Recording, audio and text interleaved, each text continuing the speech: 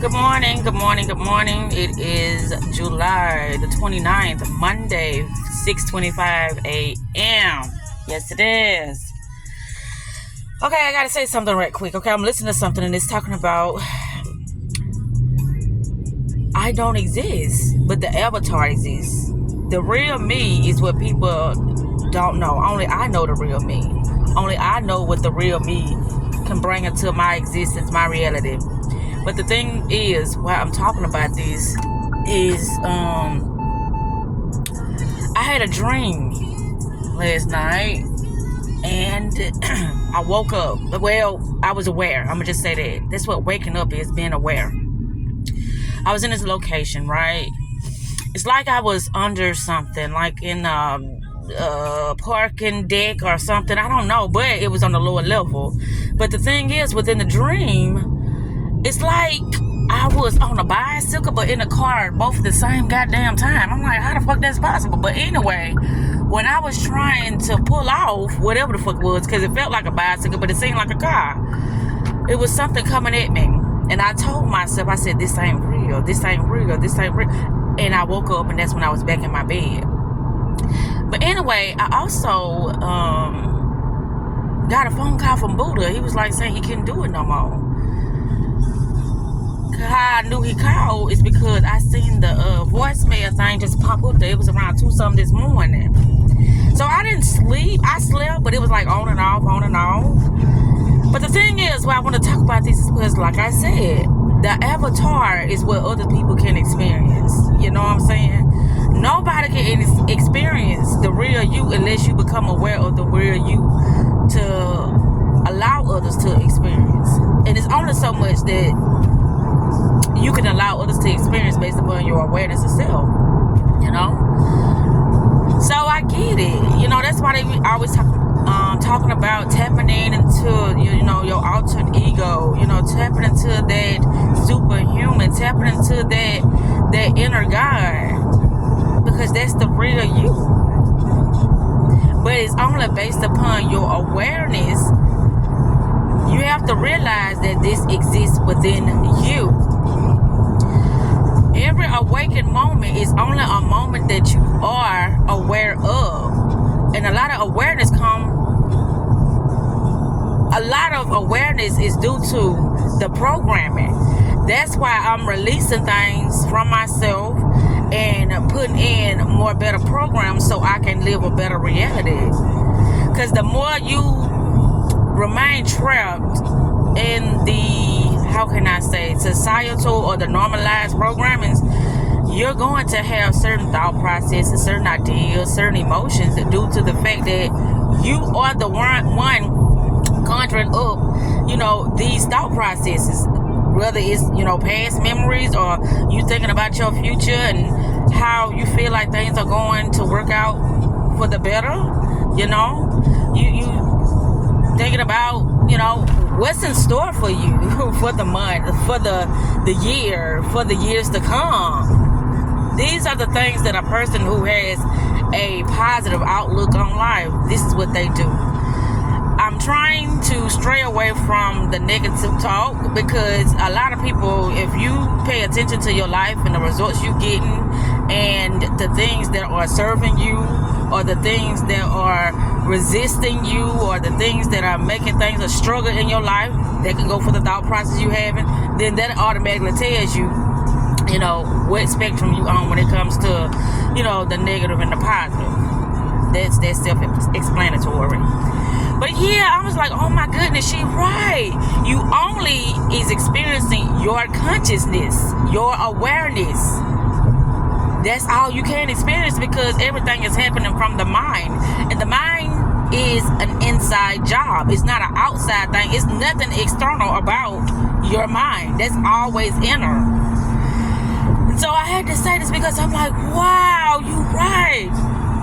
People do, you know, follow certain, you know, beliefs that were passed down generational. That's why they be like generational curse. How to break the generational curse.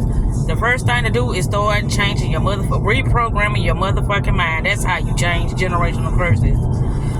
You know, is no such thing as, so much stuff out here, but our mind makes it so because we repeatedly start to process things over and over and over again the same way. We don't do it differently. We don't see nothing different. We see it the same way.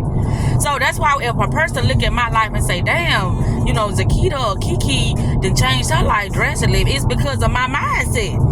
I'm not allowing nothing externally to defeat me anymore. I'm always looking for opportunities to level up and upgrade my mental and my life. That's just how I see it. So I'm always challenging myself to see better, to do better, and to think better, and to behave better, do things that are better for me. And I know a lot of people don't agree with it because they don't understand it, because the good person knows shit, and that's another video when I talk about the good person. It's only frequency. Everything is frequency, and frequency does not have a face on it. It has a form on it. It has a certain type of, energetic signature. It calls in more of that same energetic frequency, that energetic signature, that thought process. Those emotions, that's all it does. It taps into the structure of that. It's not words, it's a frequency. So in order for you to have a better frequency, it's like make yourself feel good in whatever way you can. Make yourself feel the best that you ever felt. And that right there, it changes your perception. It changes how you look at things. Feeling good is a strategy. I learned that from Coach Stormy. Coach Stormy. Feeling good is a strategy. And it is. The more you feel good about yourself, the more you feel good about your life, the more you feel good about, your confidence. Well, that's with yourself, but it's just the more you feel good, period. Things starts to shift for the better. But you got to be aware of this. And if you're not aware of, your opportunities to receive better in your life, then it's going to pass you by. And all you will see is struggle, lack, depression, hatred, anger. I was talking to somebody the other day, and they said, what this country need, this world need is a reset. It's happening. It's always been happening. But if you're not aware of a reset based upon the things that you're focusing on, you're going to get more of the things you're focusing on. If you're watching the news and you're listening to how all these fucked up things happening in the world, then you're going to get more of it in your reality now. Now, I'm not going to get that in my reality because I'm not focused on that. My reality is peaceful. My mind is peaceful. My mind is calm. My mind is clear. My mind ain't distracted or distorted with, programs and, thought processes that are going to have me feeling fucked up. It's not. And that's the secret. This is how you get ahead in life, by knowing thyself. Knowing thyself. This is it. It's like your mind is your own personal VR for you to program.